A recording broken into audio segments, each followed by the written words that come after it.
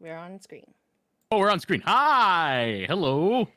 Hello Hello. and welcome everyone into episode 1 of season 2 of Fae Fam Talks. This is Yeah. a podcast where I, Glamour Fairy, talk to content creators about their journeys through their content creation and a topic of their choice. Today's episode is featuring Random Bystander here, and from last week's festivities, Random's topic of choice was the E3 event. Yes. But before we talk about the E3 event, we do want to talk about your journey through content creation. But Yes. before we get there, I would like you to introduce yourself.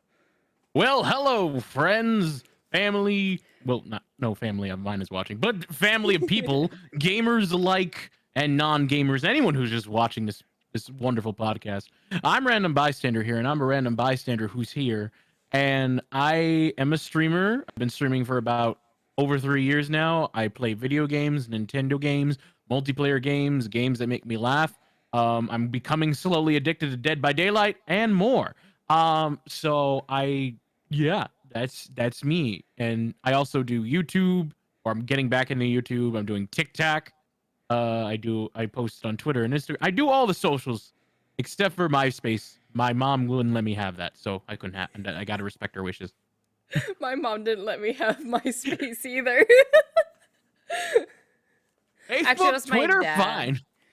Actually, my dad didn't let me have Facebook until he realized how big Facebook was getting. Then he just didn't care. But Yeah. you know, My my elementary school had the assemblies of don't get a MySpace. Be careful. Don't talk to people you meet on the internet.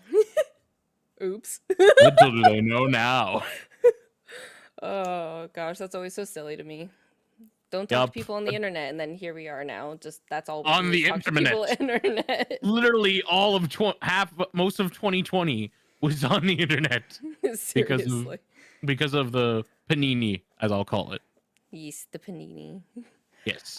So how I found you, you came into one of my friends' chats a while back, and we were all freaking out over the fact that your name had random in it. We thought you were part of the Random Empire, and we thought it was you were part of. For those that don't know, the Random Empire is one of Crystal or Simply Press Start's mods name has random in it. They are the I guess I'm not I can't remember what the word is, but they're part of the Random Empire and they're trying to recruit people to become into the Random Empire. And I, as well as my friend, had thought that Random Bystander here was part of the Random Empire.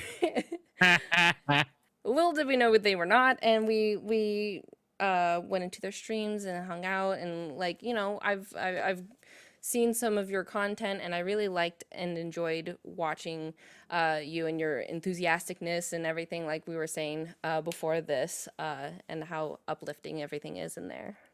Aw. Well, I'm glad you like it. Thank you very much. I appreciate it.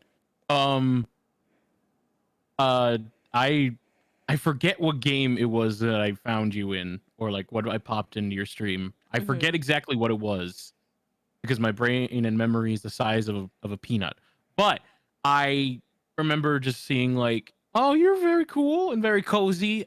It probably was Animal Crossing. Probably. Knowing me, I would not be surprised because especially during 2020, Animal Crossing was just taking over my life, and I would not be surprised because I was looking for other streamers who played the game because I was like, I can't get enough of it. And yeah, and you seemed cool, and I didn't even hear about this Random Empire. It was Yeah. all coincidental. Yeah. I just chose the name because it's funny. Like, I think I just chose the name because I just figured, oh, I'm not gonna be anyone important in any internet chat I go in. I'm just gonna just randomly be here. So don't mind me, just a random bystander here. And the name just kind of stuck because one, it sounds funny, and two, it just I don't know. It has a nice kind of marketable ring to it. Random bystander here, a bit long, but other than that, fine. It's very long, like most game creators or game name creators, or like when you like type in a name in like a Nintendo game or any RPG, don't fit that at all. So it's usually go like random, rando stuff like that. And yeah, that was. I just find it funny that you thought because I didn't know that. I Yeah. didn't know you. I just thought you're like, oh, you're here, cool. Why is everybody freaking out? I don't get it. Yeah. Yeah, I remember that. You're like, "Wait, I'm confused. What's happening?" And we're like, "The Random Empire. You're not part of it?" And you're like, No." And so then No, it was just one of those things. It was really funny that it was just kind of a coincidental thing that you weren't part of that area. So but it was perfect hey, because you were looking for another Animal Crossing streamers and stuff, and Crystal is very known for Animal Crossing. yes. Um, I imagine so. I mean, I haven't. I don't think have I seen them stream. Probably. It's been a while though. Mhm. Um, There's so many because streamers out there, so it's there hard to there like see is, everybody. and especially if you are a streamer yourself, because Mhm. like when you're a streamer yourself, you the sad thing is you have time to stream, you have time to make your own content into like other social media platforms. Mhm. That limits your watching streaming time, other than maybe like having somebody in the background while you're working on stuff. Mhm. So like I don't go as much streams as I wish I could, you know? For sure. Yeah, I've run into that problem quite recently. I've been cuz I work full time as well. So I have the Mm. work full time plus I stream uh mostly full time cuz I stream 4 to 5 days a week, and then Ooh, like trying to like put that content out into like YouTube areas, like I have to cut back on streaming cuz I can't cut back on work and like exactly. it sucks like you having to find that balance. It's a very hard balance. I'm I have the benefit of, or double-edged sword benefit of, being unemployed and streaming being my own income, only income right now, which is basically good because I have time, bad because I don't have money. But Right. uh, so, and even then, I'm still looking for like a part-time job, just because this is going to be the dream. This is what I'm going to work for, Mhm. but just to pay the bills.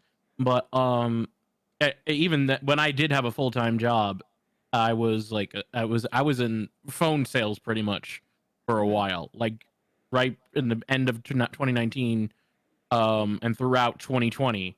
Mhm. And the only time I was really like pumping out, able to do like unlimited amount of content, was when I was let go for a bit, and then they were like, "Hey, we made a mistake. You're coming back." And I'm like, "Okay, I need money."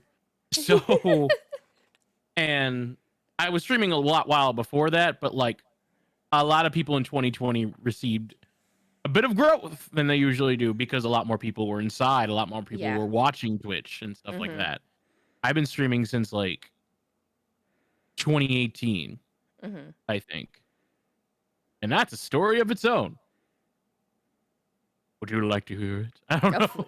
Well, yes, for sure. That's where we're going. Where that's where we're headed. So if you want to go I ahead and was start like, should I talking about make the it, segue there? I wasn't yeah, sure. go for Okay. it. Once upon a time, there was a boy named Random, born in 1994. But serious, but I always loved like YouTube and like Mhm. video games, and I always also did a lot of theater, but theater pays less than acting. I mean, no, acting pays less than streaming sometimes, depending on like where you are. Um, but I remember just always being like scared to actually do it. And I was like, oh, maybe I'll do it this year. Nope. Maybe I'll do it this year. Nope. And it wasn't until like I went through like a bad breakup at the time. It was one of those things where it was ugly at first, but it needed to happen. Like I don't have Mhm. any ill respect for her, and I don't, I don't. It's like it needed to happen Yeah. Yeah. because Yeah. it made our lives, each of our lives, better afterwards. Like we Mhm. enjoyed our time together, and then it needed to end.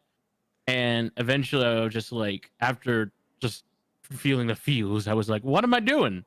I should probably do what I want. And I went back to college because I got an associate's, not a full bachelor's, and took a break until further notice. And I was like, I went back, and then I found Twitch, and I found myself mingling in a bunch of communities that made me feel better and giving me a bit of purpose, and just wanting to like be a part. It's like being part of a nice family group.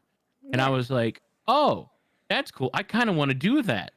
So while in college at with a part-time job, I saved up enough money for a gaming laptop, and that then I streamed on that in 2018. Started with a blue snowball, no camera, barely any room to stream. Like I had a capture card, oddly enough, because I bought one years ago, because it was at the because I was like I bought in like 2015 or 2014 when I Mm-hmm. wanted to do it, but then I realized my computer wasn't good enough for it. Ah. So yeah, and yeah, and then I eventually just started, and I got affiliate on my birthday, actually. Oh, So nice. like every year we celebrate our birthday stream anniversary, because it's good to just celebrate two birds with one stone, you know. Right. Right. Right. That's always fun, and it's easy to remember. Yes. If I forget my birthday, there's a problem there. Uh, My stream anniversary, my anniversary is one of my mod's birthdays, and then my wedding ooh. anniversary is also one of my mod's birthdays. So if I ever Oh forget, wow, then that's I'm very screwed. convenient. Wow, that is so convenient. Oh my god, that's awesome. You just if you ever like, oh, it's my wedding anniversary. The mod. I don't know which mod, but I'm like, oh, I have to go ahead and message them right now. Like, ah. yes, I must message them quickly. But I usually say happy birthday to them before I say happy anniversary to my husband. hey, your mods work hard. They do. They do. Mods do work Yes, hard. they do. Um, I love my mods, and how I go with mods and like making somebody a mod is like I can't pay them, mhm. so they can come in whenever they can, because I know they got lives and they Of got jobs and course. they got things they got to do. Like if I had the ability to pay my mods, like if I was mm, like if I hit the big time with streaming and I'm Right. able to do that, yeah, then I'll treat them like employees and be like, yeah, you should probably come at these certain times, certain days. But since I can't pay them, Mhm. they are just like, you can come whenever you want, Yeah. because I will never pressure them. And if they want to come by, that's great. If they can't because of life, I understand. Right. Like they all have lives, they all have things that they've got to do. I have my mods are amazing. Yes. I have one that's like been here since the very beginning, and they haven't been able Same. to like come in as often in the last year and a half because of the panini, and like they've had some issues trying to get onto the internet as easily because of where they had to move back to. The internet just does not cooperate with them. So it really sucks that we don't get to see them as often, but Yeah. we always get excited when they come into the chat though. They're just excited, like, oh, I'm ready. I'm happy to see you again. Pretty I much. understand though. I Hmm. understand. Same thing. Some of my mods are like, yeah, the panini's very bad, or like something or just like work's being tough now because everything's going back to normal. I get it. I understand. And I'm glad you understand too. Right. Um, A lot of and yeah, people a lot of people have how do you decide on your mods? Do you like have an I, application I form like some people do, I or usually just I don't do it applications. I usually just like ask them in like a private DM if I think Mhm. they're worthy enough and trustworthy. Usually they have to be in a stream for a certain amount of time. I have to view them as trustworthy Mhm. in and usually I'm good when it comes to mods. Mhm. Sometimes I've been right, sometimes I've been wrong. But usually I Mhm. just like to let it out. Sometimes like some of my mods will act like mods before they are mods, and I'm Yeah. like, oh, why haven't I made you a mod yet? I've had And that happen a couple of times too. yeah, because I'll literally be like, I remember one time I was in Discord and there was like a certain situation that happened, and I won't say specifics, but one of the my viewers who is a mod now, she like worked to calm down and de-escalate the situation. And the more I thought about it, and I think like a month or two later or less, I was like, hey, do you want to be a mod? I feel like you could do it. You were basically a mod already without the sword. Do you want a sword? But I'm real. Other than that, I'm like really selective about Mhm. it, especially since like it also depends on the size of the channel. Like if I feel the channel is growing a lot, Mhm. I might add more. But like right now, there's been no need to add anymore, Yeah. so I'm content with the mods that I have now. Same. I usually do an application form just to see who's interested. Yeah, But I already have like a list of people in my head that I'm like, oh yeah, I want them to apply. And if they do apply, then I'm just gonna like yank them and be like, hey, yeah, you're cool. hey, You're yeah, good. you. I might do that in the future because I never made an application, but Hmm. like I wouldn't even know where to start with that stuff, other than writing the application, of course. Right, right.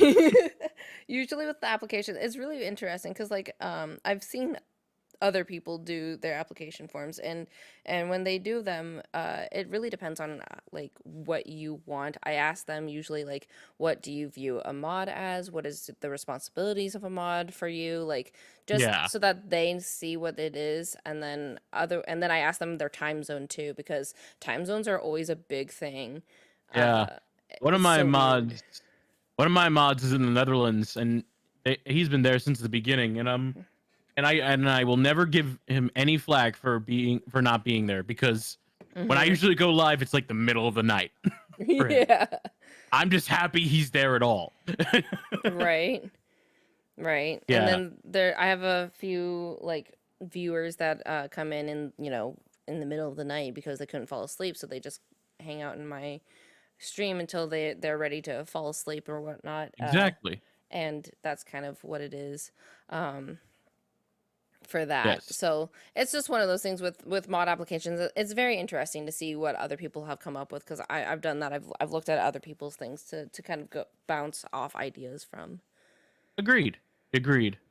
I might I might bounce some ideas from you as well. Of course, of course.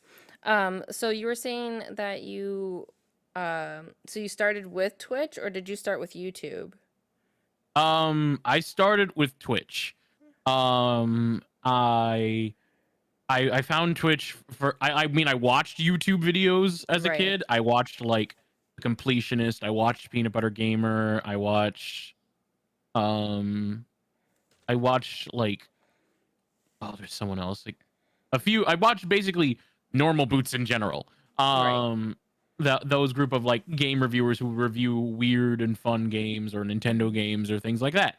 And those were that was kind of the content that I wanted to do, but I was like, but what will people think? And that was at the point where I was like, I cared way too much about what my peers think. And Hmm. it's good to do that a little bit, but don't let it stop you from doing what you want to do if you really want to do it. For I've sure. learned that the hard way from waiting too long because I wish I started earlier, but other than that, the best time to start was when I did, which is Yeah. at the time it was now. So, advice, I don't know if you guys want it, but advice is if you want to do stuff like that and you're worried about what people will think, as long as it doesn't hurt you or anyone else, just do it. Just do it. Just do Yeah. it. Make that YouTube channel. Start streaming on Twitch. Do Hmm. what you got to do to make it happen. Make that Don't procrastinate. content. Because yeah, make that content. Um and I tried to make YouTube I think I waited like a year or so to do YouTube content because I wanted to make YouTube content, but I was also in college at the time. Hmm. So there was a one point my senior year of college where I even like I took a hiatus on streaming because I was so busy doing Hmm. so much different things and this school. And afterwards I was like, okay, I'm gonna start making those like silly review videos on YouTube. And I did for consistently weekly for a while, and then it went to bi-weekly with some other videos thrown in. And then sometime in August of 2020, I stopped because it got to the point where I was kind of burned out by them. Yeah. And I made some other videos along the way, like some highlight videos, some like let's play videos, and other things like that. Hmm. But it wasn't the same as those videos that I used to make. Right. And but it's funny, and I just kind of and now I just kind of put YouTube on the back burner. But it's funny you say that Or it's funny I say that because I'm actually making a video in my old like review style, and then hopefully it's coming out sometime this week, maybe tomorrow, maybe. Ooh. Yes. So it's about E3, so you're gonna probably hear my thoughts here, but if you don't want to hear them here, they'll be in a video. But you should hear them here because glamour is amazing. So yeah. It'll be So it'll I'm be it'll be exciting to see that. Um, yes. Also, I did it because I did charity stream for St. Jude, and one of the $1,000 goals was make videos like the reviews again. Um, and it was like if we reached $1,000, and we reached 1,500, so gotta live up to the promise for charity now. of course, of course. Yes, for the I kids. I've are you planning on doing any future charity streams as well? Yes. Very soon actually. The Plant Army is doing right now, which is the stream team I'm part of. They're doing a fundraiser for Outright, Oh yeah, yeah, which yeah. is an international charity supporting LGBTQIA plus organizations and just supporting it internationally. And I wanted to do that right away, but doing two charity streams back to back is a lot. So I was like, I need a break, especially with E3 happening. So I'm gonna start it probably sometime, I guess now this week. So probably I'm gonna start it probably this week, either Monday or Tuesday. Because I still need to like set up everything. E3 and everything is taking up so much time, but I'm gonna do like a little charity stream from then until like maybe the 28th. So it's a shorter charity Nice. stream. It's shorter charity stream, but I want to support and I want to raise a little bit as much money as I can, you know? Yeah. And then after that, who knows, maybe more. But two charity streams in 2 months in a row. Probably gonna be a bit of a break after that. Yeah, I've been trying to do more charity streams again because like every time I do them I always enjoy my time doing them, and like it always feels nice to like actually raise money with your community to like, Yes. give back to anything or give to anything to like help, you know. Exactly. And I'm doing a charity stream on the 25th for Trans Ooh, Lifeline, and nice. this is my second time doing it for Trans Lifeline because last year we did it as well, a part of the Switch project last year. Ooh, So it's going to be exciting that it's going to be that we're going to be doing that. I nice. think I might have another one planned, but not until probably September, um, because doing them back to back, it can be very frustrating and Yes. it can take a lot out of you, especially coming up And with like incentives and milestones and stuff. yes. Yes, I agree. It does take a lot because people really do prepare, like go all out with them, and Hmm. that's a lot. It's a lot. Not to mention with especially this year where like everything's starting to wind up back and go back to normal. Yeah. Uh, everyone's lots of people are watching, so it's still more. It's a bit difficult there, but any little bit helps. Even if you raise like $10 or Right. $100 or like less or more, Hmm. every little bit goes to a larger cause and it helps out. Right, and that's something that I've been because we're doing the Trans Lifeline charity stream with my stream team that I'm a part of for Club Tortimer, Nice. and some of the people have had issues that they were saying the same things where they're like worried about nobody raising or donating money for nobody raising money for the Trans Lifeline. And I told them it doesn't matter how much you raise, it's just the fact that you're doing it. And Yeah, even if you're raising, like you said, the $5 or the $10 that you've got, like it's still a thing. Like you're still helping, and that is the push that you want. That's what you want to do. exactly. Every little bit helps, even a dollar. Because Even you a know dollar. what? If if all the members of your stream team get $1, do you know how much money that is? I sure hope so, because I don't know how many people are on the stream team, but it's still a decent amount, I'm sure. Yeah. Exactly. As long as everybody like it just I feel like people think too much on a certain aspect where they're like, oh, but I have to raise, at least $100 or at least 1,000 because they see all these big time streamers raising Yeah, thousands and tens of thousands of dollars, and you're like, well, I want to do that too. Well, you have to start somewhere. You have to start exactly. from this one point, Ex- grow your community, help it out, and keep going from there. exactly. All those big streamers, I don't know, oh, all the big streamers who raise so much money now. I don't know when they started or how they started, but everybody's journey is different from yours. Your Mhm. journey's not going to be the same as mine or Glamour's or anybody's. Mhm. We all have different stories and come from different upbringings, and each journey is different, and that's okay. And it may take longer for one of us to get into or to quote unquote made it on Twitch. Also, because making it on Twitch is a different definition for everybody. Right. It could it could be me. It could be making partner. It could be making enough money to live off of Twitch. It could be just streaming on Twitch. Mhm. It's it's all different for everybody, and that's okay. So don't compare yourself to others because that's going to lead to just a bad mindset. Oh yeah. Just think of it like, hey, you're doing something and making a difference. If Mhm. you weren't streaming now, that would be even if you only raised $10, that's $10 less if you weren't streaming. So Exactly. yeah, And that's such good advice to tell people too as well, because like you're just making content even without the charity streaming, just making the content in general, streaming on Twitch yeah, and like giving there's going to be somebody that comes into your stream and watch you and enjoy your content, and they become regulars, and then those regulars bring their friends over and like, yeah, hey, you should check out this person, and it's like that's how you grow community. And it's oh, I love communities exactly. like that. Exactly, exactly. It grows and grows and grows.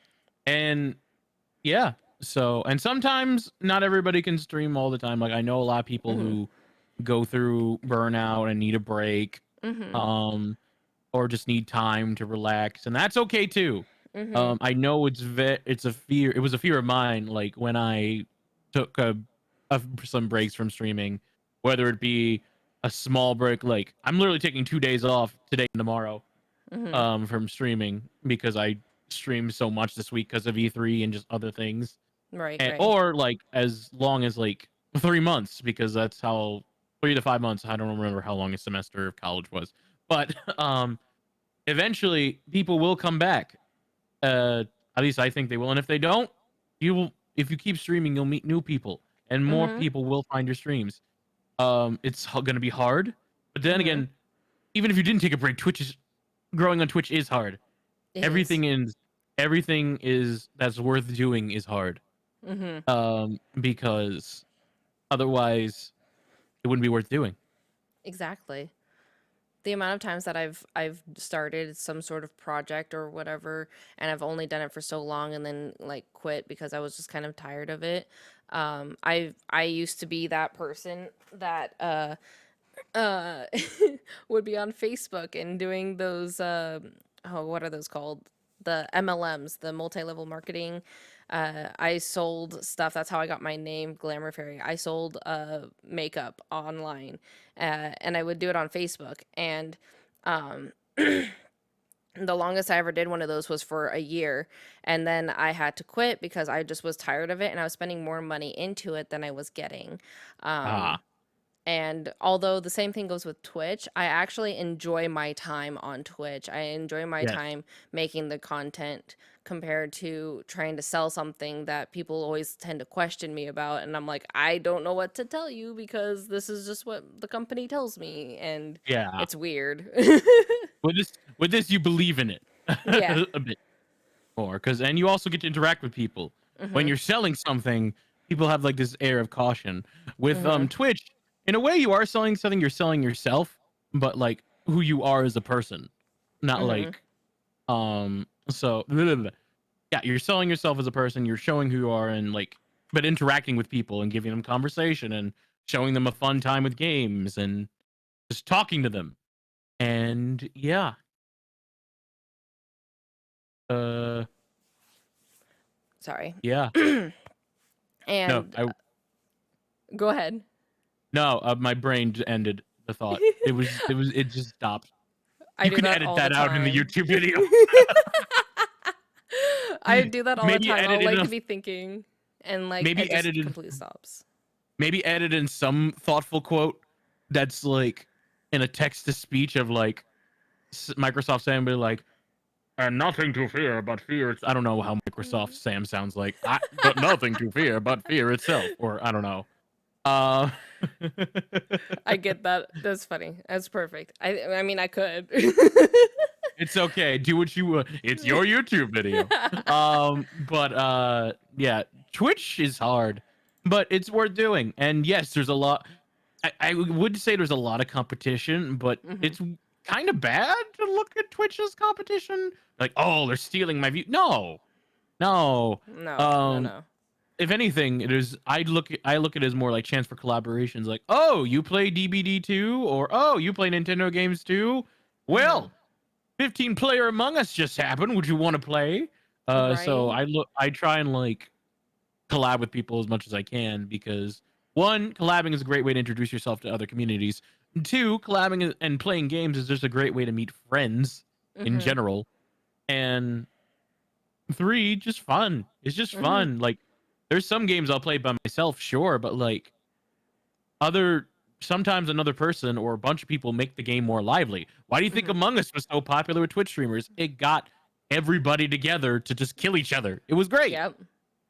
For It sure was it funny. did. Doing collabs like that really gets to, like you were saying, getting into other communities and seeing other communities and hanging out with them and stuff. And like we were saying before, that's the beauty of Twitch, is seeing all Yes. these families, and because that's kind of what a community is a big old family, and seeing all those and joining it. And at first it's always kind of scary when you when you go into them and you're like, hi. Hello. Hello. Is it Hello. okay that I could be here? Don't hurt me, please. Yeah, I've done that a few times, especially if it's like I'll just randomly pop into a game a stream depending on how like people are, and sometimes and most of the time it's fine. I've only had rare times where I just got this bad vibe Hmm. immediately, but a lot of times it'll be good vibes and For good sure. people. That's for sure. Yeah. So between Twitch and YouTube, you prefer Twitch then? Uh, I would say so, yeah, Yeah. because they have their advantages and disadvantages. With Hmm. Twitch, I don't have to. I can like maybe what do? I prep the stream, make sure lighting's good, do a lot of stuff. But in the end, content wise, I just stream and talk and just be raw and show and just play games. With YouTube, you make more short filed content. Hmm. So like if I want to make a video about Nintendo's E3, for example, Hmm. I have to I have to write the script, record the script, edit the recording, add video to the recording, add record myself live with like live action parts and jokes and all that. Make sure there's little tweaks in there, add music to it. And then after that, I render it, I upload it, share it on social media, and it's there forever. Hmm. But also it's a lot of work. With Hmm. Twitch, I just have to get everything all set up, and then once I go live and make sure everything's okay, I can go live until at the end of time with making some tweaks in between. Right. The only thing is, Twitch is not discoverable. Hmm. At least the algorithm is not. It's more based on like the. It's very hard to find people unless you deliberately try to look, and not Yeah, everyone does. With YouTube, it's easy to go down a rabbit hole and find new creators, and for sure. TikTok, it's even easier, Oh God. arguably. I was on TikTok last night for 6 hours. I'm not even kidding. I could not fall asleep, so I was just scrolling through TikTok, and I just like, oh, that's a cool like I really liked how they did that POV. I'm gonna follow them, and I was like, oh, they have a Twitch. Maybe I'll check out their Twitch too. Like, Yep. I'm not gonna lie. I'm not gonna lie. The only one of the reasons there was one point where I got really popular. It's gone down a bit, but like mhm, during the Animal Crossing heyday, it was because of TikTok, and I mhm. made Animal Crossing clips and posted them on TikTok. I One remember got that. viral. One got viral, and then bam, it just and then I just my phone just starts blowing up. Mhm. And I literally it was not even like the day I posted, it was like the next day. Mhm. I'm like editing another clip and I look at my phone and I'm just see person liked your video, person liked your video, person commented on your video, and I'm like, what? And it just and I think it had as of now like I don't even know how much likes that original video had, but it was like, well, gotta keep posting content on there now. So Yeah. and a lot of people would come from from TikTok and be like, "Oh, I found you on TikTok. Gonna watch your streams." And especially during that time, it was very easy to grow on TikTok and grow on Twitch. I still think TikTok, out of all the social media platforms out there, it's the easiest to get discovered in. Oh my god, it is. It's so weird. It's literally the weirdest Yeah, thing. but it's gotten harder since uh the beginning. Definitely since after quarantine. Mhm. Like after like I want to say around maybe I want to say like August or July or even earlier maybe. Mhm. Um TikTok it's gotten a bit harder to grow because a lot more people have been using TikTok to Mhm. grow on Twitch and just to grow in general. Yeah. It's become one of the solid social media platforms that like everyone should have now, along with Twitter and Mhm. Instagram and YouTube. Mhm. Um, so and with more people means less chances to get discovered. Yeah. I mean, granted, I'll still have videos go viral, and a success for me is if a video gets over 100 views, great. Uh-huh. If it gets over a Right. thousand, great. If it gets 10,000, oh my. If it gets any more than that, well, Yeah. It's so weird how that happens where you just like you with and I experienced this slightly, not with TikTok and Twitch, like people coming from my TikTok to Twitch. I posted a video on TikTok and it was just me being silly, and I've never really done one like that per se. I usually did like the little dance ones, or yeah. I did some clips from Twitch, but this one in particular was about me being bisexual, and my husband was going through TikTok, and it came up with one of the sounds that I always know has some really nice looking women in it. So I like ran to him and I like looking at it at his phone and pushed him out of the way. And it was really funny. And that one video got over 100,000 Yep. views, and it's still getting views. And I'm like, how is this happening? I posted this video 3 months ago and you guys are still watching it. Like, Yup. Yep. Yep. I think TikTok now promotes older content hmm along with the newer stuff. Like I noticed that some of my older videos are still getting watched by people. hmm Like, and I'm talking about a video I made a year ago. Like, yeah. it just someone will say this person liked your video. I'm like, really? That happened like literally over a year ago because that's when I started posting regularly on TikTok in March, hmm and it'll be so funny. I'll post it on Twitter, nothing. Instagram, before Instagram Reels, not much. After Instagram Reels, a little bit better. It'll be fun. It'll be funny because sometimes I'll post the same content, one on Instagram Reels, one on TikTok. hmm Sometimes TikTok will be great, but Instagram Reels, nothing. Other times TikTok will get maybe like 100 views. Instagram Reel will get like 1,000. It's really I don't know. I don't know what it is, but Just the it's algorithm just just is so it's insane. it's insane and we can't really predict it. No. Um YouTube is kind of different. hmm I think it's more like the more videos you make and the more consistently you make them, hmm that will help it grow. Yeah. Because I've had it also where I made a video and at first like it's like maybe 40 views the first day, which is nothing. But that video was a video about Animal Crossing City Folk hmm and in 2019. Um Right. fast forward to um the beginning of 2020 in March, I see that video just slowly rise in view count and now it has like I don't even know, like 7,000. Hold on, I'm gonna find it. I'm gonna find it and see how much it is, because it says it on there. I think 7.8k views. Now it's like one of my most viewed video essays on my YouTube channel. It wasn't like that at first. I think it's it all depends if like people are looking up Animal Crossing content Mhm. or like a video game or something like that. Right. YouTube is weird. Mhm.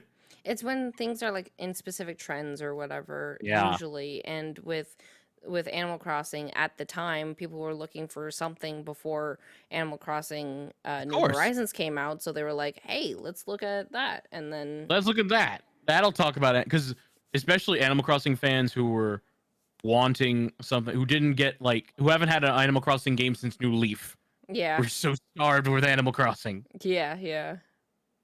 But yeah, um, yeah, algorithms are weird, and we'll never truly master them. So just keep No. making content and just treat it like throwing it at a wall until something sticks. Until something sticks. Yeah, pretty much. You just got to keep going and find just do what you want to do, really. And Yeah, then if you like what you did that became popular, keep doing it. exactly, exactly. Okay, so with that being said, let's go ahead and move on over to your topic of choice, which was Ah, yes. E3. E3, a magical time of year that we missed last year. Kind of. Yeah. It wasn't a thing last year, but they had like Summer Games Fest, which was Jeff Keighley's E3, Mhm. but it had a lot of good stuff from what I remember, but Mhm. also Nintendo wasn't really involved in it, so that made me Yeah. sad. They said that they didn't want to be a part of it and they did their own like direct kind of like Yeah. what they would usually do for an E3 anyway. So, And they did, and that was fine, mhm. but it just was like there's just something about like, oh, E3, all these hype announcements Mhm. happening all close together from different companies. Right. And granted, a lot of people can overblow the hype a bit. That happens Yeah. a lot. And I don't even think Nintendo treats E3 like it once was before. They're just like, oh, this is an excuse to release game announcements. Are we going to have our best stuff? No, that'll probably happen closer to the holidays. But Yeah. Yeah. that's still, it just was nice to like I remember just like watching like and setting up streams to like react to some of these E3s, and I was like, wow, it feels great to do this again. Yeah. Yeah. Being able to like just watch all of the events that were happening. Was there Yeah. something in particular that you were like hoping to see? Oh, of course. For I always wish this every single year. It never happens, and it never will. Um, there's a franchise called the Earthbound Oh, series. yes, yes. Yep, and there's like a third version. It's like Mother in Japan, Mhm. and there's a game called Mother 3 that was on the Game Boy Advance that was very popular in Japan, never released in America. I guess Mhm. because Earthbound sales just didn't do too well. And every year, I hope Mother 3 gets released in America, and it never does. It never does. And it's gotten it. I just find it so. I'm not even disappointed anymore. Like at first it was sad, but now it's just like if it happens, it happens, but it's never gonna happen. Right. What makes it worse is Reggie Fils-Aimé. He's not doesn't work for Twitter anymore, but he always teases that game on Twitter.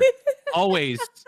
Like there was one point he mentioned when other Metroid Other M was announced. He posted on Twitter saying, "Oh yes, this journalist really grilled me about Metroid Other M," and then he posted a tweet after that saying, "And yes, he grilled me about that other game too." And I'm like, "God damn it, Reggie, stop! My health can't take it." There was one point where do you know who Terry Crews is? Yeah. Yeah. Like the old, for those of you who don't know, the Old Spice guy. Terry Crews, he just randomly tweeted, release localized Mother 3 in all caps. I Just out of remember nowhere. that. I remember seeing that and I was just like, "Oh my god, you're just going to get everybody all heated up now." Yes, and I'm like, please, Nintendo, listen to Terry Crews. Make him part of the ad. I don't care. Make it happen. If Terry Crews wants it, let him have it. Just let Because him I have it. it got to the point where I got like I went to Etsy and I got a cartridge with the fan translation, so I experienced it myself. But I still want it to be a thing in real life. And that's just the thing I always hope for, and I never get it, and I probably never will. But Mhm. if I do, that's great. If not, oh well. I was also hoping for Animal Crossing DLC, but I we're wasn't not doing. expecting anything for Animal Crossing per se just because I know that we're coming down to an end of this current like update because like they don't have anything planned for the following months, I believe. Yeah, But I wasn't really expecting anything.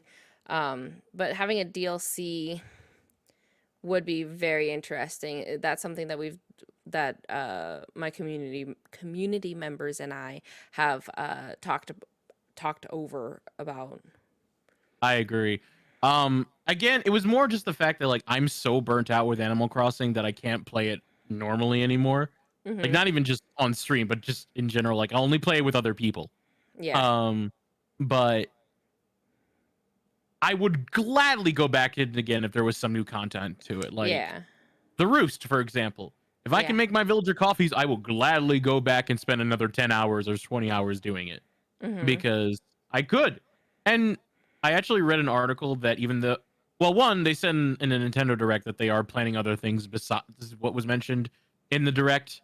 Mhm. They specifically said that. And I read articles of Doug Bowser, the NOA CEO, saying, hey, Animal Crossing stuff is coming. They're not going to leave all these Switch owners and island owners without new content. It is coming. It's just Mhm. going to take a while. Mhm. Take of that what you will. If it Mhm. happens, great. I'll gladly play again. Mhm. But it was just kind of sad to not see that. Those are the two main things I Sure. was hoping for that I didn't get. Yeah. Um, oh, and a Zelda collection that wasn't on a Game and Watch. Oh yeah. But we'll talk about that later. uh, but other than that, I didn't really. Those were like the main things I was hoping for. But I tried to look at it as like, you know what? For by default, it's better than Mhm. last year. So True. Very true. yeah. What about you? Were you like hoping for anything specific? The only thing I was hoping for was some sort of news for Breath of the Wild 2, which we did get. We did. Um, and we got some sort of news. And I wasn't expecting them to like I didn't need them to do a release date. Just give us that little inkling of something else, like that trailer, like that was Yeah. perfect. They didn't even have to have a release date at the end of that for myself, but Yeah. I'm sure some people would prefer that, but I was no. Oh, sorry. I didn't want to interrupt. Oh I no, no, you're apologize. good. You're good. I was just gonna say if if they I didn't expect a concrete release date. If they did release a concrete release date, I would have been like, I would have laughed and been like, that yeah, that's getting delayed. And I Right. and I honestly think 2022 it's gonna be delayed to like 2023. Mhm. I just have this gut feeling in my Mhm. mind that it's either and even if it is holiday, if it is 2022, it's gonna be like The holiday holiday. Yeah. 2022. Yeah. It's One gonna for be marketing late. purposes, and You're two right. just for more development time. For sure. Um, and probably be a Switch Pro exclusive if a Switch Pro is a thing.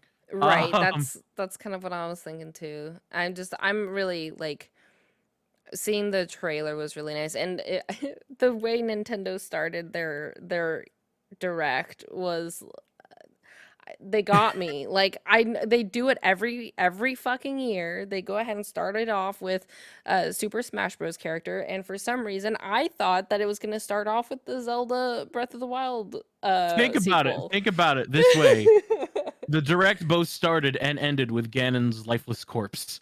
Uh, Oh, well, because that is very you see true. it in you see it in Breath of the Wild trailer.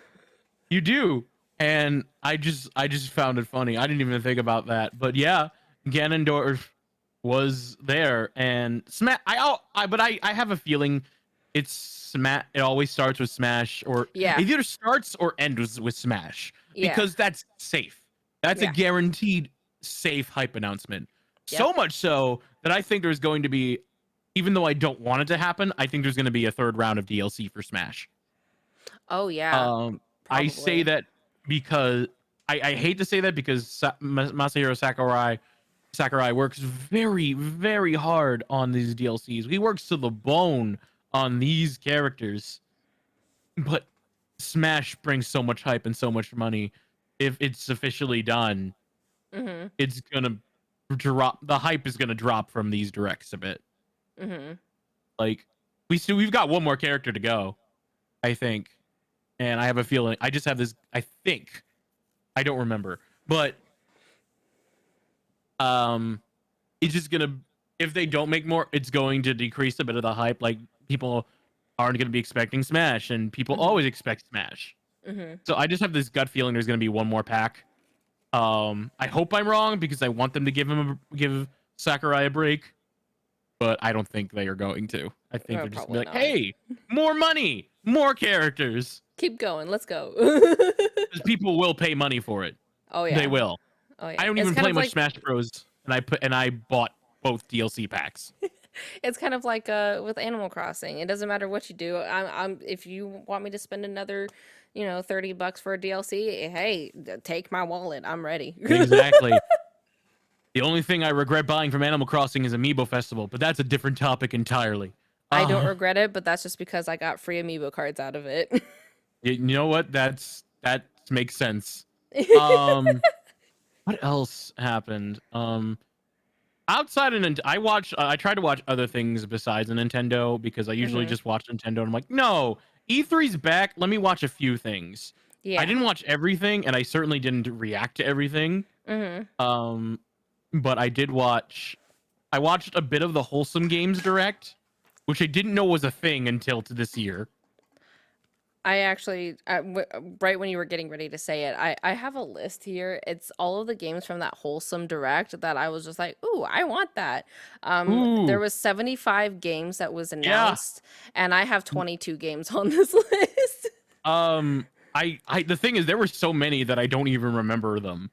But thankfully they have a list on the Yeah. website that I'm looking at right now. And I love all these games, but Hmm. and I'm glad that they discussed them all. But it comes to the point that there were so many my brain does not remember. Like, there's one called Paparazzi, which is basically dogs, I guess, with cameras taking paparazzi You pictures. just take pictures of dogs. That's literally that. A lot of the Wholesome Direct was stuff like that where you just, that there was Yeah. cat cafe manager. There was Yes. one that I saw a lot of hype for was the Yokai Inn. Where is that? I think that's the last one. No, where I'm trying to find it on the website, but Yokai Inn. It was one, I think it Um. was towards the beginning of it. Yokai Inn and Bear and Breakfast. I've been seeing a lot of stuff Oh about yeah. those. Yes. Bear and Breakfast. I definitely thought was cool. Mhm. Um. Why can I not find Yokai Inn? Um. Oh yeah, there it is. There it is. Let me see if it shows the trailer. No, it links to the Twitter. Um. I can't remember Okay, exactly, that but I looks think it pretty was like good. Yeah. it's kind of like a pixelated one of the yeah. I Yeah. don't know words There's anymore. the thing is about these games is that they're all indie games. They all have this like comfy, cozy vibe, Mhm. and they just you know what you're getting in with wholesome games. You're getting like not every game has to be wholesome, but every game has you could tell there's passion behind it. Yes. And no, I didn't I haven't even heard about wholesome games until this year, and Mhm. it's actually yeah even it was a little bit before I found one of the wholesome games. I think it was called Before Your Eyes, Mhm. and I found it through TikTok, and I streamed it on Twitch, and I thought it was really good and really heartwarming. And then when I saw there was a Wholesome Games Direct a couple months later, I was like, oh, okay, so this is a thing. I thought, all right. So I like what they're doing. I like that they're bringing attention to these indie games that a lot of people might not have known about Mhm. I like otherwise. I like it for the comfy cozy aspect because a Yes. lot of the times I'll go ahead and um when I'm not streaming and I just want to like relax and play a game, I'll play games that I can mindlessly play. So like Yeah. I was playing Lemon Cake for a while there, Yep. and I was able to just mindlessly, make cakes and whatnot in there and serve it to people. I like those types of games when I just don't want to like hone in all of my focus on something and I just want to Yep. like not think about anything. So it was really nice to have now I have a really long list where I'm like, "Ooh, I have all these games that I want to play later," and I'm excited for it. Yeah.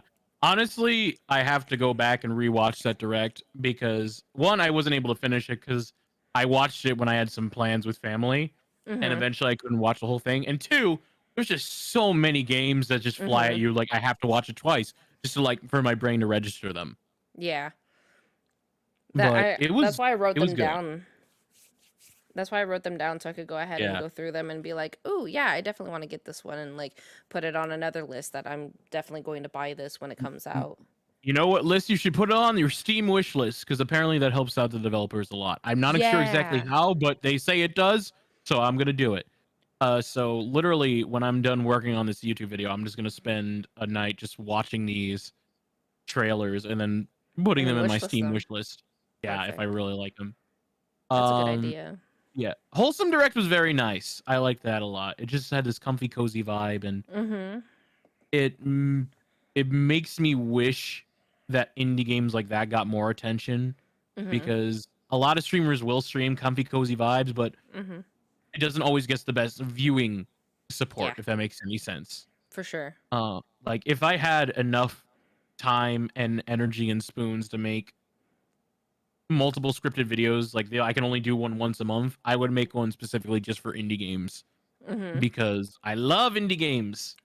They're so S- good. Some of the best and most popular games of the decade were indie games. Mhm. Among Us, Stardew Valley. Mhm. Um, you could probably name more. I can't. My brain doesn't work. But so many of the most influential games are indie games. For Shovel Knight. sure. That's one. That's a big one. Oh yeah. Uh, I think it's an indie game. Yeah, it's an indie game, or at least started out as one. Right, right. Um, but talking about indie games, there was the indie direct as well. I didn't see that one. What was on there that really interested you? I missed that Honestly, one. Said. I don't remember very much because I remember watching it with some of my friends and being like, "That's it." Yeah, that happened Because a it lot was just with kind of like meh. that's how I felt with Square Enix. Mhm.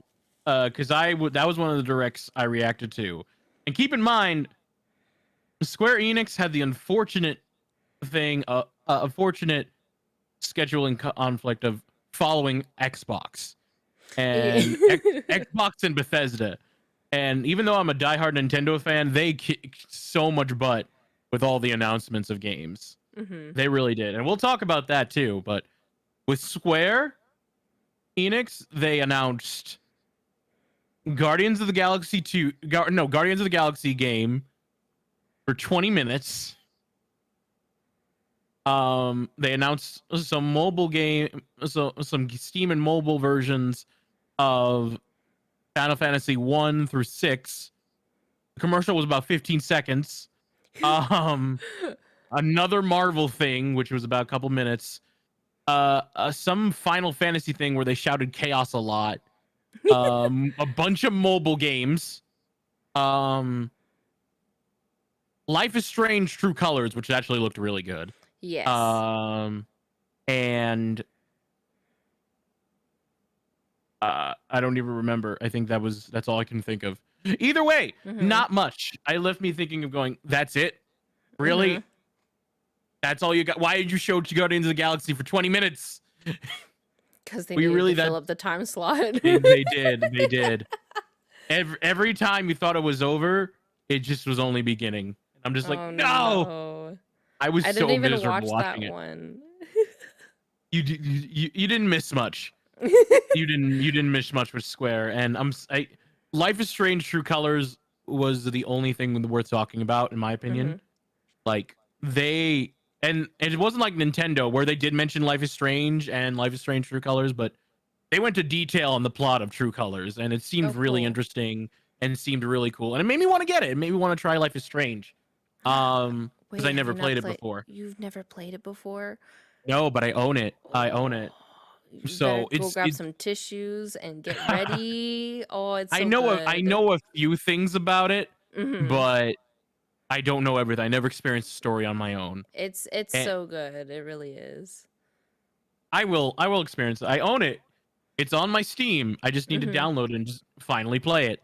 Yes. But it's I was excited for that. Meanwhile, Xbox, they announced like Starfighter or Finder or whatever it is, which is Mhm. basically Space Skyrim.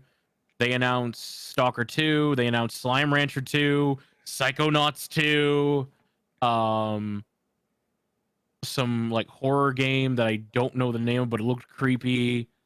Um, there's a lot of stuff. The Sea of Thieves, Jack Sparrow, Pirate's Life thing, where they basically put the world of Jack Sparrow in the Sea of Thieves thing. I don't Oh, I play didn't know Sea of Thieves that. anymore because I just had some bad experiences with the community in that game. Not Mhm. everybody, but a lot of the community. Mhm. But the fact that they were like, "Hey, here's fucking Jack Sparrow," ma- made me tempted, and I was like, But I'm not gonna play it. But I hope people who love Sea of Thieves enjoy it Mhm. because that's pretty cool. Um, and they announced just a bunch of stuff. One, and it was one after the other. Like, and usually they were like, "Okay, next game. Okay, next game, and another game, and another game, and another game." And that's what you do. You announce a bunch of games. Don't take too much time into one Mhm. unless it deserves it. Like I will say, it didn't for the Zelda segment of the Nintendo Direct. They Mhm. took like the last 10 minutes for that. Well Yeah. deserved. Mhm. Because Zelda is such a huge thing. Um, and yeah. Uh, sorry, I've been rambling a lot because I get really into this stuff. No, no, you're fine. You're fine. I don't know a whole lot because I literally only watched the Wholesome Direct and Indie Direct and Nintendo, and that was it. Yeah. That's usually me. Like I would just watch the Nintendo Direct and maybe because I never owned an Xbox.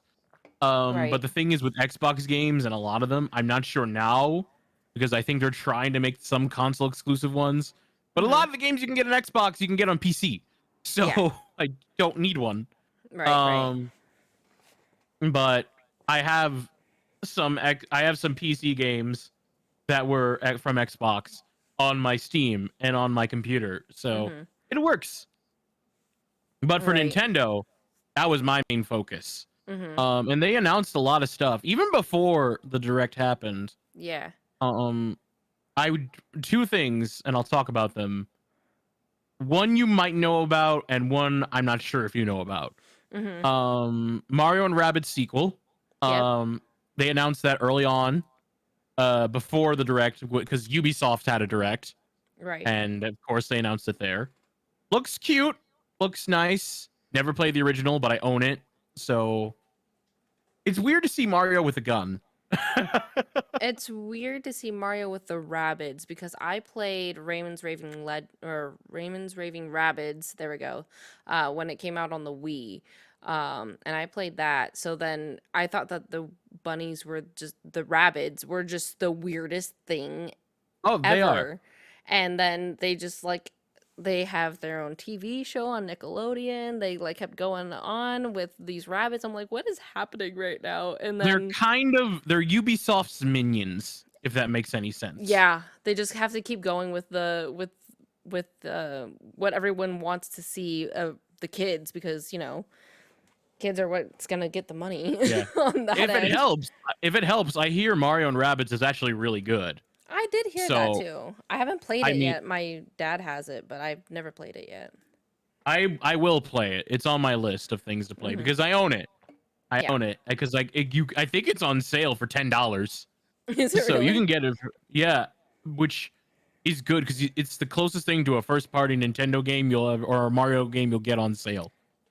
It really is because Mario True. games never usually go on sale. And the other was Doki Doki Literature Club Plus, Oh which God. was yep, yep, So my yep. my experience with that is very interesting because I started playing Doki Doki on stream, and I started it, and then everyone's like, "Oh, she doesn't understand why," because I kept saying I was like, "I don't understand why this is in the horror thing," because I'd never seen anything about it, and I'm like, "I don't understand," and we didn't get to the part where it gets off the deep end, where it becomes the horror part, or horror. We never got to that part because I decided I wasn't going to be doing it on stream any longer just because of I didn't want to make people in the chat uncomfortable because of Makes the sense. yeah, the trigger warnings and stuff like that in there. Yeah. I didn't want to deal with that at the time, so uh I just decided to do that on myself. But I did see that. I did see the Doki Doki Literature Club Plus. Yep. And it's coming to all platforms. There's even a physical edition. Oh my god. Um, yep, there is. And it comes with, I think, pins or something, some sort of like thing for each girl. I don't know what it is, but I got. Um, so I played Doki Doki Literature Club long before I started streaming, before I even considered it. Like right when it came out, my friends showed it to me, and they just watched me play it at their house, and I was like, getting into it because I was just getting into like the visual novel stuff, and then the moment happened. I'm not going to say exactly what it is because I don't want to spoil it now, especially since it's coming back. Um, so people are going to experiencing the game for the first time. Um, and it fucked with me. It did. It did. It messed with me. It made me so nervous. It gave me nightmares. Mhm. Because of that, I literally pre-ordered it while I was streaming because when I found out about it, because I feel like I'm gonna have to play it. Because this all time I was thinking, well, at least I never have to play it again on stream. And then an announcement came out, and then I'm like, I gotta play it now. I gotta. But knowing my luck, I'll make it more entertaining by just giving the girls weird voices because I can do Yeah. that. Yeah, I yeah. can make them sound like Mr. Burns from The Simpsons or something like that. And I can just like make the trauma funny, if that makes any Right. sense You kind of whatsoever. have to with stuff like that, especially at this point, because it's just it like you said, it fucked you up. Like for me, it like I got right before it. It is literally like the bit before it, and I'm like, oh, I see where this is going, and I do not like this. We are not doing this on stream anymore. Done. Yep. And understandable. Hmm. I don't think I could have streamed it at first either. Like I Hmm. know what I'm getting into now, so I can warn people like, hey, shh, goes down in this. Like I'm Hmm. gonna put a trigger warning when I do stream it because I'm going to, but Hmm. I'm gonna be like, I'm gonna make sure there's a trigger warning command or Hmm. something. Just be like, hey, just so you know, it deals with this stuff. But I'm just, it's also I still love it deep down. Like I still love the game, Right, even right. though it messes with me. But Hmm. and I again, it was a game. It was the only game I instantly pre-ordered from E3. It's the only one I did. That's funny. Like no other game, not even like Breath of the Wild 2, because I think pre-orders opened for that on Amazon. It was Did they Doki really? Doki. I think it could. I could be wrong. I thought I saw something on Twitter Typically. about it.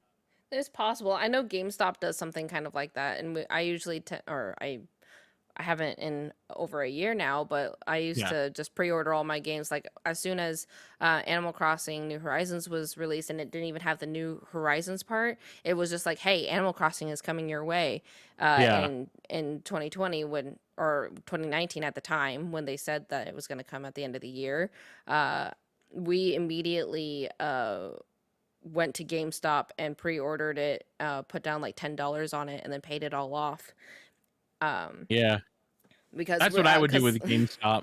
yeah, it's nice that way. Plus, if you put all the money into it and the game happens to not happen, you can move it somewhere else.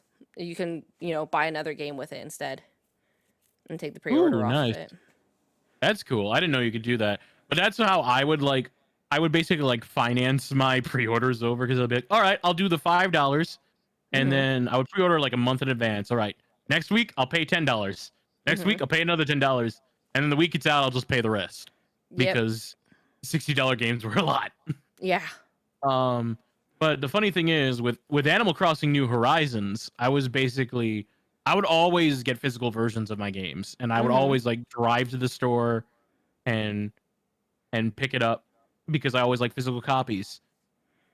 Even before the pandemic or Panini or whatever, um, was acting up, my gut was telling me I should get this game digitally. I don't know why, but I should. And I did. And then the pandemic happened, or Panini or whatever. And I wasn't able to find a physical copy at the time. So Oh I'm really yeah. glad I did. And even I then I wasn't able to go get one yeah. because Yeah, or at oh least I didn't yeah. feel safe. At least I didn't feel safe going out to get one. I was very frustrated by all of that because the mall that I go to that has the GameStop um was closing Oh the day no. of the release for Animal Crossing, and I was so nervous to the point that I bought it digitally the night before. And so when because it released technically at 9 p.m. my time, it came out at midnight Eastern time. So at 9 p.m. I was playing Animal Crossing in the middle of the night because I took the next day off from work. Yep. Yep. And I remember when I did that, I I wasn't able to take off work, so I just like, all right, you know what? I'll just stream it when I get home from work. Mm-hmm. My work shuts down for like literally a couple days beforehand because of COVID. Mm-hmm. So they're just like, "Oh, hey, you don't come into work anymore for a while, not until this pandemic or Panini cools down." And I'm like, "Okay, well, I guess I'll play Animal Crossing earlier then." Right.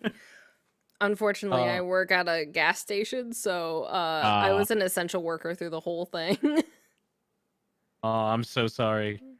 I eventually had to go back into work, but I don't work Right. anymore. So yeah. Anyway, back to Nintendo Directs. Mm-hmm. There was a lot of stuff. The Smash reveal fooled you. Yep. Um, the what else did we talk about? Life is Strange a bit. Mm-hmm. Because Life is Strange, they had this. It was just hey, the game's coming out. Well, they Um, didn't have it on the Switch. They didn't have it available on the Switch yet, and so then they yeah, were announcing that it was going to be available on Switch, as well as the True Colors will be. nice. Um, I hope it. I hope they're. Again, it's Life is Strange. It's gonna be Mm-hmm. good. Um, um, Oh, WarioWare. Oh yeah, WarioWare. I'm I'm excited for so that. excited for that one.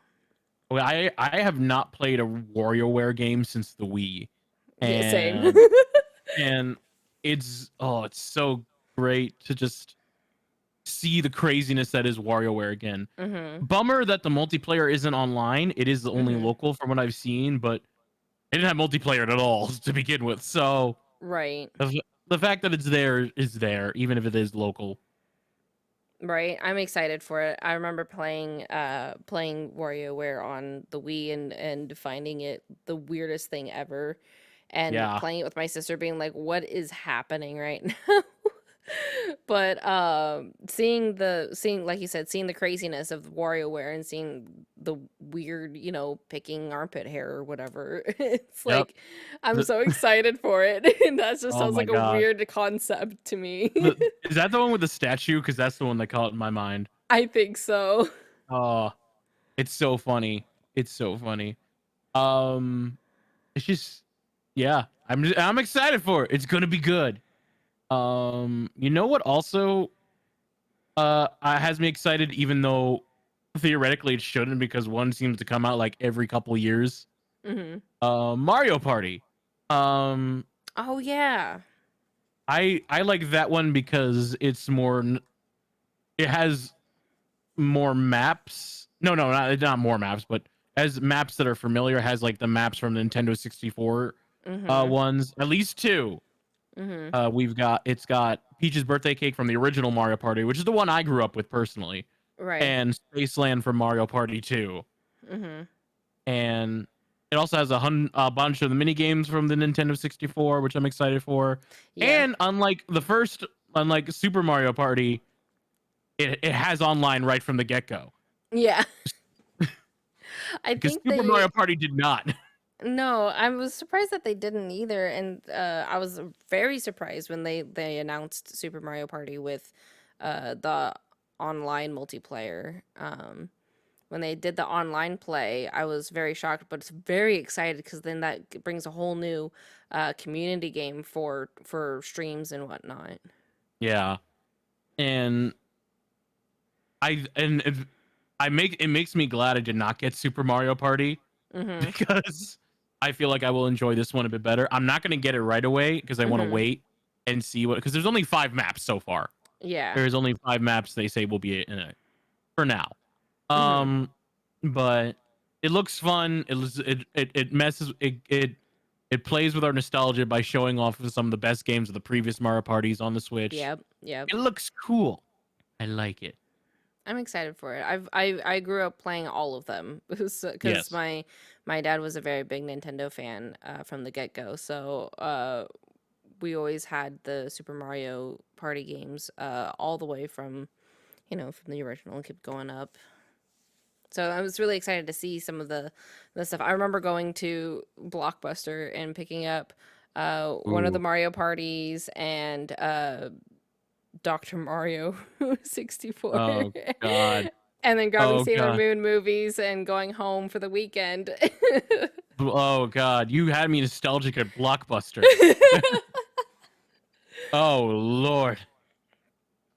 Oh yeah, God, for what a sure. time. I remember because I had a Nintendo 64 as well. I had the original Mario Party, like the Mhm. one, not Mario Party 2, the original one, the Mhm. one where like it hurts your hands when you play this control stick mini game. That one, Oh god. and I loved it. It didn't oddly enough hurt my hands, but I loved it. Um, I think that's why I'm more excited for this Mario Party, just because it plays with my nostalgia a bit. Right. Otherwise, it'd just be another Mario Party. Mhm. I feel like a lot of things have been messing around with the nostalgia thing. It has been messing around with giving us old remakes and Oh yeah, doing all sorts of stuff because they know that that is what the millennials are that's what thriving people on right now. honestly like. A good portion of the announcements were either ports or Mhm. remakes of Mhm. games. And the Yep. thing is, we won't be mad is because some of these ports and remakes don't get love from Nintendo, so people will gladly see them again. Case in Mhm. point, Advance Wars. Oh, yeah. I never played Advance Wars, but I know so many people who have been waiting for an Advance Wars game for a long time now, and they finally got it for this Nintendo Direct, and I'm excited for them. It comes out in December. I kind of want to play it, especially since I recently have been getting into Fire Emblem, and Mhm. it's like I think made by the same company, or at least Mhm. originally was. So I'm excited to play it. Another port, Fatal Frame, uh, Maiden of the Blackwater or whatever the heck it's called. That was originally on the Wii U. And no one bought it because it was on the Wii U, and so to see it, I get some love on the Switch gives it another chance, and another people can play the Fatal Frame on a modern console. Um, there was more. There was one more I can think of, but I think there was one more, Mhm. but I just it's losing my mind. But it was definitely um. So I guess I mean Skyward Sword. I guess that's Oh also yeah, technically a true. remake. It is a remake of Skyward Sword. Yeah. Um, be that then people are hyped for that. I think people also wanted Wind Waker and Twilight Princess as well. Yes, I I wanted Wind personally, Waker. I was personally hoping they would do like a what they did with Mario All Stars and do like Ocarina of Time, Mhm. Wind Waker, Twilight Princess, all in one thing. But alas, we did not get it. But that's all right. And just naming but all those are just ports that we're getting. Right. Skyward Sword, Advanced Wars, and Fatal Frame, and more. We're all getting all that stuff, Yeah. I'm really and excited to see all I'm really these excited games too. come out. And then we That's the have one some thing brand, about it. yeah. Oh, yeah. There's all these new games, and they're coming out relatively soon. Like Yeah. most of them are coming out this year. Like I'll be honest, a lot of the games from other A lot of the games announced for the other like companies, they're coming out in like 2022 or Mm-hmm. they're all coming out in 2022 mostly. A lot of the Right. Nintendo games, they're coming out this year. Some are coming out next week.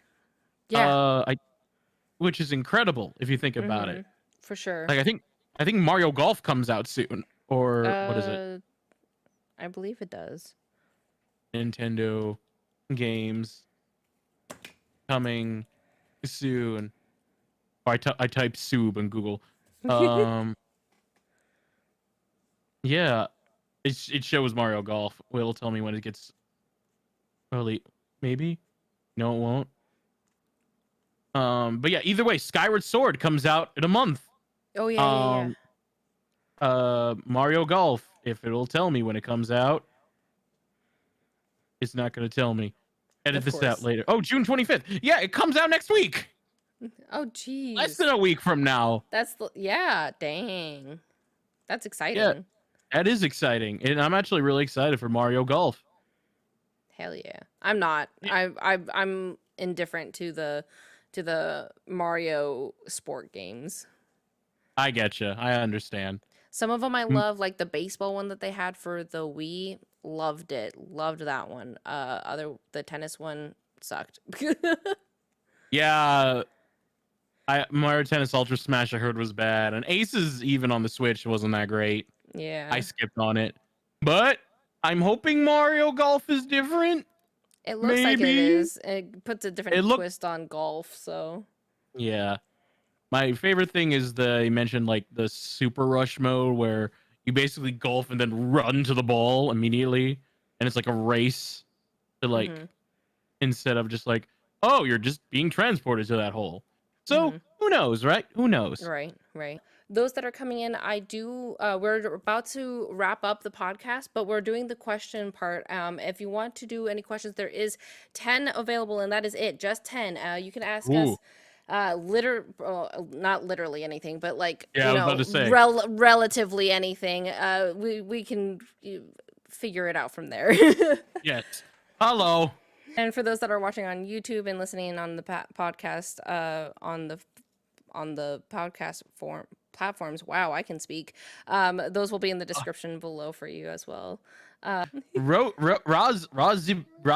Rosie. Rosie. Hi, I can pronounce names. Rosie asks, "What games are you playing right now, off and on stream?" Dead by Daylight. That's one. I've been kind of getting a.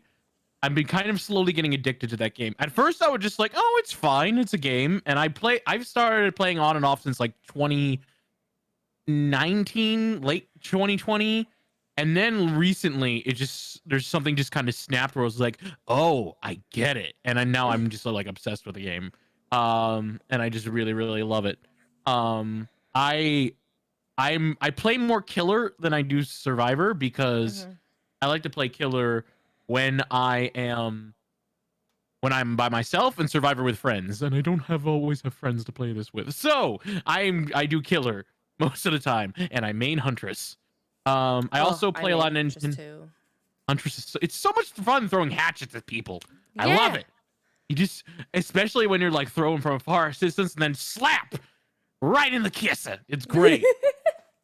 It's always Uh, perfect when that happens. um, I'm reading all the questions, so I promise I'll get to them all, or at least the first 10. It's fine. Um, I'm writing them down so you don't have Thank to worry. you. It's all good. Justin.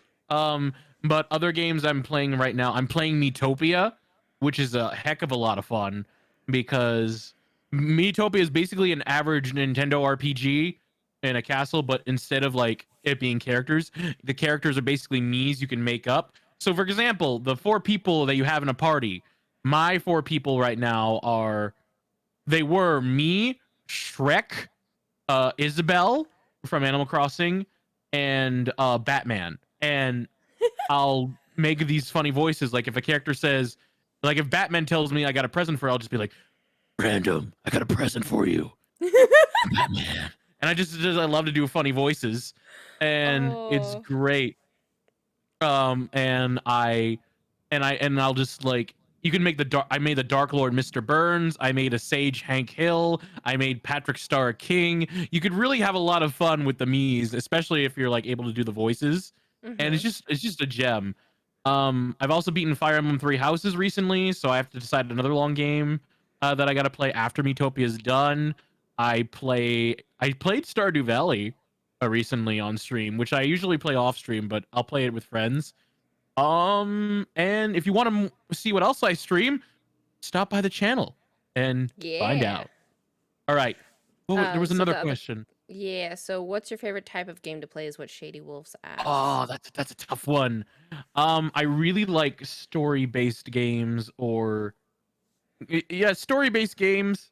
Not necessarily RPGs because depending on how the RPG it can be done, it can get boring. Mm-hmm. Like, but if a game has a story that keeps me going or I want to find out what's next, um, I love it. And it Mm-hmm. doesn't have to be like Omori, for example. I don't know if people have heard about it, but like that's a RPG in the style of Earthbound, but with psychological horror mixed into it. Oh yeah, Um, yeah. yeah, and I thought the RPG mechanics were pretty good. Not my favorite thing in the world, but I still love the story so much and how dark it went. I wanted to see where it went and where it went and stuff. And if a good story will keep me going on a game, and Mm-hmm. I will see it through to the end. And I also love indie games, because a lot of them can have such great stories and twists and turns and unique gameplay. Also life simulation games like Animal Crossing, Stardew Valley. Um, there's more. Anything like that, pretty much. Mm-hmm. Um, I and love yeah, I love that you have multiple different types, and you have like you even had examples of each type of game that you like too. well, yes, because I when I think of like games I like, I have to think of specific ones. I guess platformers too, like um platformers too, like especially specific ones as a kid. But I think that'll be more answered in in like I think the next question, which Mm-hmm. is simply press starts one. Yeah. Um, which is if I could ask a question, what were some of your favorite childhood games? The Spyro trilogy. That that was my childhood. That was the second one was the first game I ever played in my life. Also, the first it was either that or Hey You Pikachu, but I think Spyro 2 is a better answer because I really like Spyro. It was just a fun platformer. It was so much fun. And I eventually tried 3 and 2. I mean 3 and 1. And those were amazing too. Like just the whole PS1 trilogy was great. Um and I just loved it. I loved I was really it made me like fall in love with gaming. Mm-hmm. Um the GameCube was also just GameCube games in general were also my childhood games. Two game examples I can think of right off the bat. Animal Crossing GameCube. Mm-hmm. Animal Crossing GameCube is why I fell in love with simulation games. Mm-hmm. And I also thought it was funny how like the villagers would get so mad at you for anything. Like the villagers in New Horizons are too nice. I want Wolfgang to yell at me. I want who's a popular villager. I want Raymond to like go off on me. What? Let that happen, Nintendo. Let that happen. Um, and the other example would be more for not exactly for the better was be Mario Sunshine. That game gave me so much frustration. It still gives me frustration. Oh God, you know how bad it was. I remember at one point in high school being like, you know what I'm gonna do? I'm gonna play Mario Sunshine and 100% it, get all 120 shine sprites. Oh. I turn on the game, I look, I already see that I've done it. So I blocked it all out of my mind as a kid. And I was like, oh, guess I don't have to do that again. You're like, oh, So it's already been it's done. I don't literally need it anymore. it all blocked out. I didn't remember doing it. I just remember like being like, oh, I'm gonna do 100%, and just waking up that I already did it. So I guess one point I was so determined, and then pachinko level just made me go, no, I can't. I can't process this. This needs to be erased from my memory internally. Oh my god. I was playing Super Mario Sunshine on stream when the Super Mario 3D All-Stars came out. I was like, Mm-hmm. "Oh, I'm going to play Sunshine because I've always wanted to finish a Mario game because I'm terrible at Mario games. I'm just terrible at like any game that I have to actually finish." Mm-hmm. And so I was like, "I'm going to get to this and I'm going to actually finish it." I raged so hard that I closed the game. Yep. Which level was it, if I might ask? I don't remember. Do you remember um, anything about it?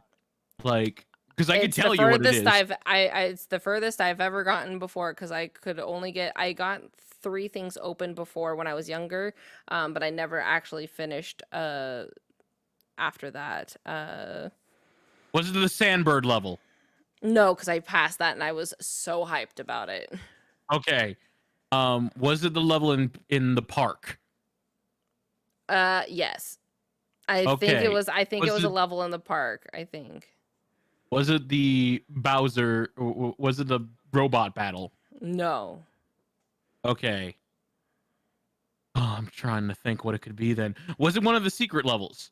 I think it was a secret level. There's a lot of the secret levels is what gets me. I get so frustrated because you're so used to using The flood thing, yeah. yeah, the flood And thing, and then when you don't have it, you're just so used to using it that you're like, why am I not floating in the air right now? yep. And that was my first Mario game, so I wasn't used to any other like regular Mario game. Oh So God. I just was thrown off entirely. And the funny thing is, if you want 100% Mario Sunshine, you have to do those levels twice. One where you do the level without flood, and then Hmm. the second you do it with him, but you have to collect 8 red coins in before time runs out. Oh And yeah. and I did that when I was a kid. I can't do it now, but I did it. Um, So yeah, Banana Rose asks a question. I've been in and out, so I don't know if this was asked. So skip if you like. What is one game that you feel has changed you or taught you an important lesson that sticks with you to this day? ooh, that's a good one. That is a good one. Um, I really need to think about that. Uh, oh God, I really need to think about that. Hmm. She says that she asks this every episode, and I'm pretty sure she does. I don't remember what my answer to it at any point of this of this series that I've done. So like I don't even Yeah, remember what no, it's my a good last one I've question. It's a done. really good question. I'm just looking back in the games I played in general. Hmm. Um, I want to say, um, you know what? I'm gonna give. We mentioned Mother 3 before, and I did play the Hmm. fan translation. Um, I think that game has made me who I am. Or just the Earthbound series has made me who I am, the quirky, funny person who will have emotional moments at points. Hmm. Also, Mother 3 is the game where I beat it by myself, and I wanted to watch other streamers play it. And that's the game where I looked up someone on stream, and then I found a streamer, and then I found another streamer, and I found another streamer, and I found another. So Hmm. Mother 3 is technically the game that got me into Twitch. Out of all the, usually it's like I've heard people say it's like LOL or Dead by Daylight or Fortnite or whatever. No, Hmm. Mother 3 for me. So I think that one has changed me in a bit, but just one because it introduced me to this platform, and two, just because it's one of the games that made me cry. I think any game that just makes me feel like emotionally vulnerable will Hmm. probably go on that list. So that one, Xenoblade Chronicles, that's a good one. I think Omori even too, because that game made me cry hard and it made me really think about a lot of stuff. Um, I feel like there's more. I feel like I need time to really give you a better answer, but those are the answers that come to my mind right now. I love it. So I love yeah, that you were able to come up with some sort of answer because I'm still trying to think of it. But have you played Spirit Fair yet? I did. I did. I did not beat it on stream though. I just kind of stopped. It was one of those Hmm. games that I just kind of stopped. And now if I feel like I go back into it, I have to restart it because I Yeah. just feel like I'll lose everything or Oh I lost yeah. everything. But it is one of those games that is very magical and I feel like would hurt would like physically hurt my heart, but in a good way. Yeah. It I just finished it the other day. So and I finished it off stream. It was one of those things that I like went cuz Spiritfarer I started off stream and I played bits and pieces on stream. But it was like most of the stuff was not like the hard-hitting stuff. But I it was such a an emotional game that it was really good. It's not one that uh has taught me an important lesson because these are lessons that I've already learned in my own lifetime that I don't really need a game to be teaching me, but it was such a good emotional hard-hitting game and I definitely recommend it for people that want to feel the I agree. emotions. Yes, I agree. It definitely seems like one of those games, and I'll have to get back to it. Also, I just thought of another answer. Mhm. Animal Crossing Amiibo Festival because it taught me not to always buy games right at launch because shortly after I bought it, it was like I've seen it go as low as $5, and I'm like, Banana. don't always buy games at launch. Ugh, I hate Amiibo Festival. I hate it. Ugh. The only thing that good that came out of it was the amiibo cards and the amiibo characters. I have all of the Animal Crossing amiibo characters, The thing is, the I actual do too, but characters. I spent so much money on them. Apparently, the figures were available at Five Below for like less than half of what they were. Yep. So again, don't always buy things at launch. If you like Oh, Breath of the Wild, if it's like Breath of the Wild 2, I understand. But sometimes it's best to wait and see how things pan out. right, right, right. Um, yeah. There was a meaningful answer and there was a funny answer.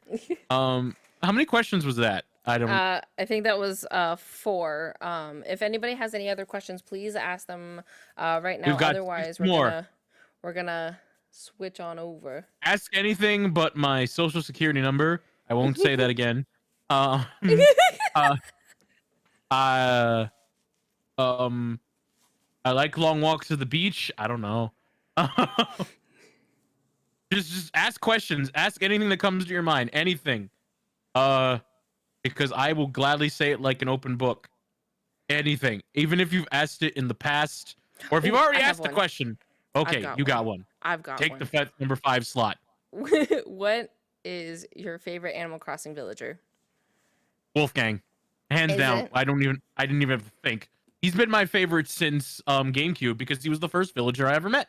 I remember Ah, like he lived right by me, and I just saw him and was like, "It's a wolf, it's a puppy," because I love dogs, mm-hmm. and that was the closest. It wasn't actually a dog because it was a wolf, Right, right. but he was just like he was just so grumpy and mean, and I was like, I'm gonna make you love me, and it's gonna be great. And I just something about it. I just loved his design.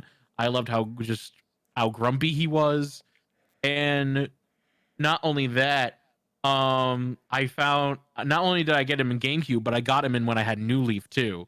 Mm-hmm. So, and I would just like, oh, it was just so nice because he was like one of the villagers that were from my GameCube town that transferred to my New Leaf. And then when eventually I got New Horizons, I made sure I got Wolfgang's amiibo card like years before because I Mm-hmm. was obsessed with him.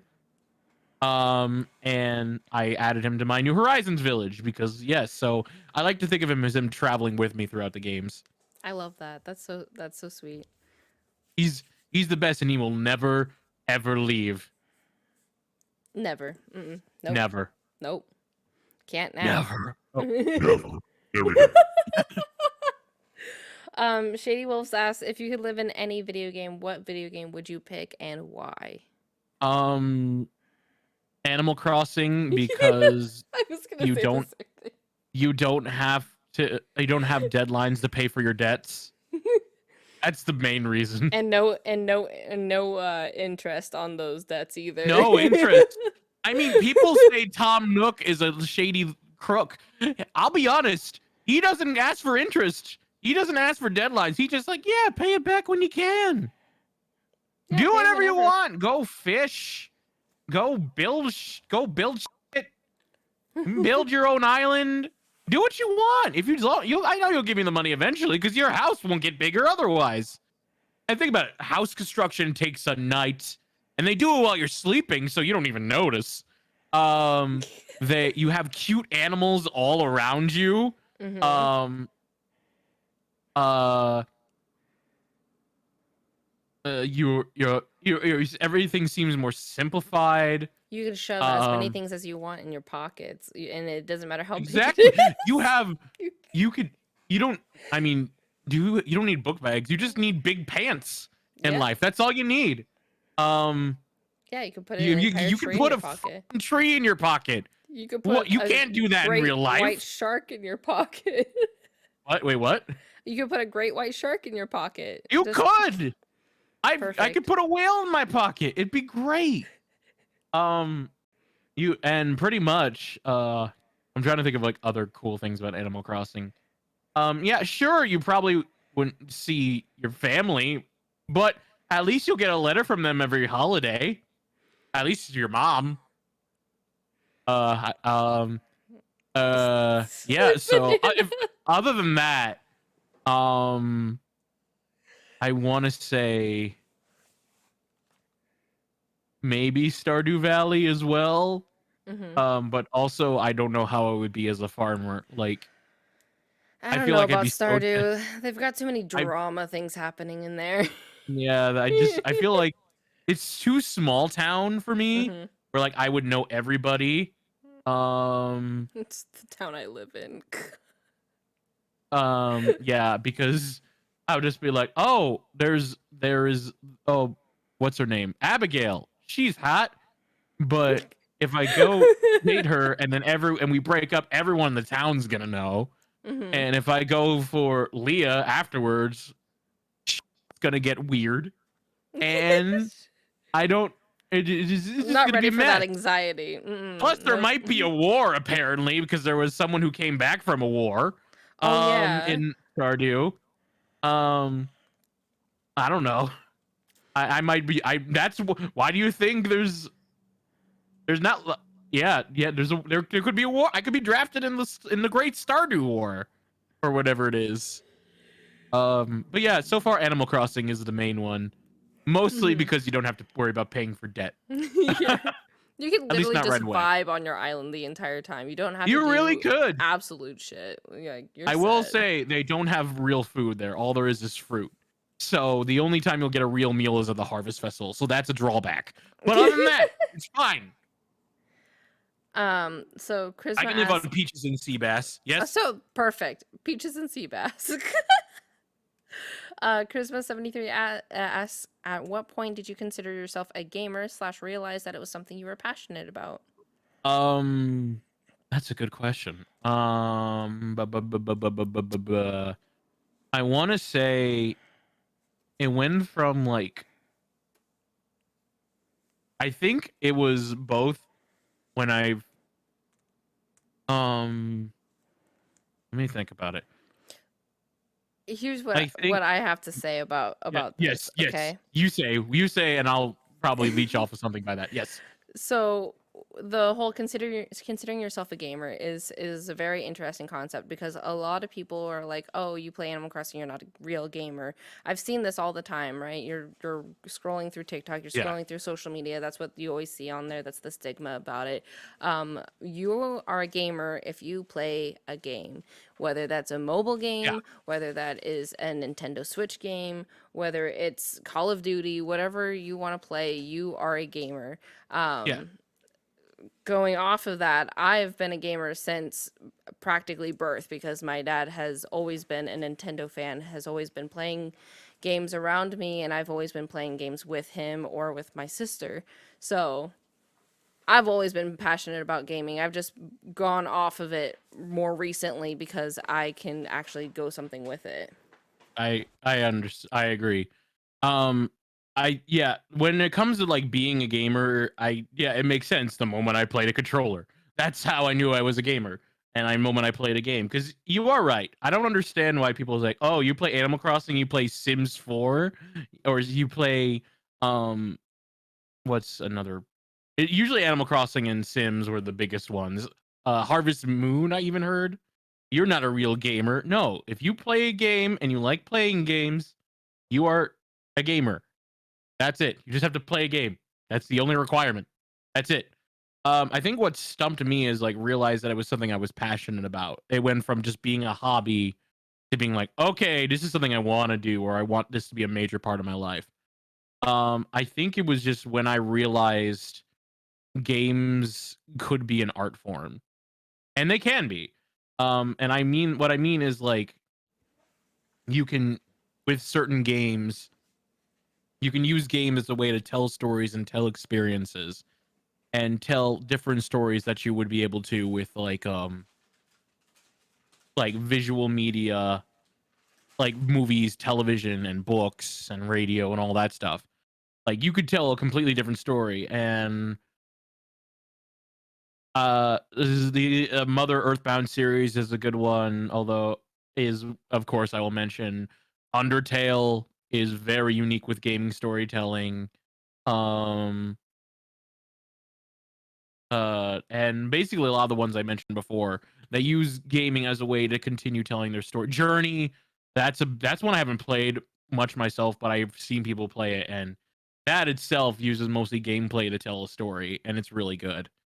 Um so yeah, I think I just from watching, not even always just playing games, but like watching people talk about games like they would talk about movies and franchises and stuff like that, and realizing, hey, this isn't just a hobby or just something to do. This is something you can get into. This is like an art form, that way that people can express themselves by creating these worlds where you can not only see them, but in a way in them and be part of them.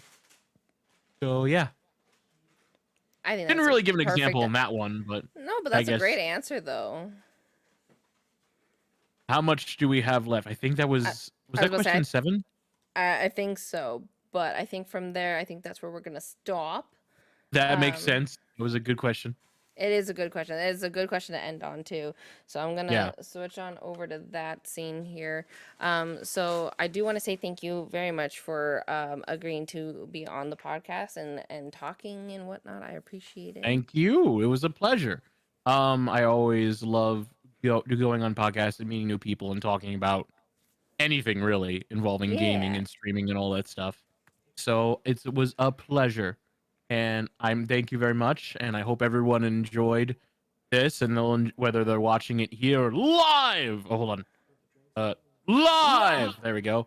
Or if they watch it on YouTube or listen to it in any of the other places podcast is. Mm-hmm. So I'll see you guys next time. Okay. Bye. Bye.